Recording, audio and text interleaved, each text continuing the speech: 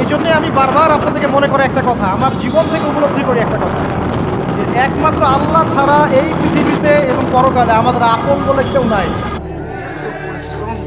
বাকি সবাই সবার স্বার্থের জন্য আছে। মানুষ মানুষের অবস্থানকেই মূল্যায়ন করে, মানুষ মানুষের অবস্থানকেই মূল্যায়ন করে। আল্লাহ রাব্বুল আলামিন আপনার ভিতরটাকে ভালোবাসেন।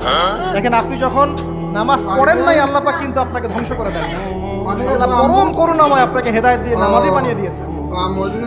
জীবনে অনেক পাপ করেছেন, ইনস্ট্যান্ট আল্লাহ পাক শাস্তি দিতে পারতেন, আল্লাহ পাক দেন নাই।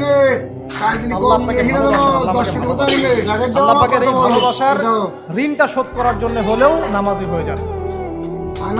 আল্লাহর পথে ফিরে আসেন, দিনের জন্য কিছু করেন, দিনের ফিকির করেন, পড়াশোনা করেন। প্রিয় ভাইরা, আল্লাহ পাক তৌফিক দান করুন। দেখুন, এই রিবা থেকে দূরে থাকার জন্য একটা হাদিস যথেষ্ট, যে 4 শ্রেণীর মানুষকে আল্লাহ রাসূল সাল্লাল্লাহু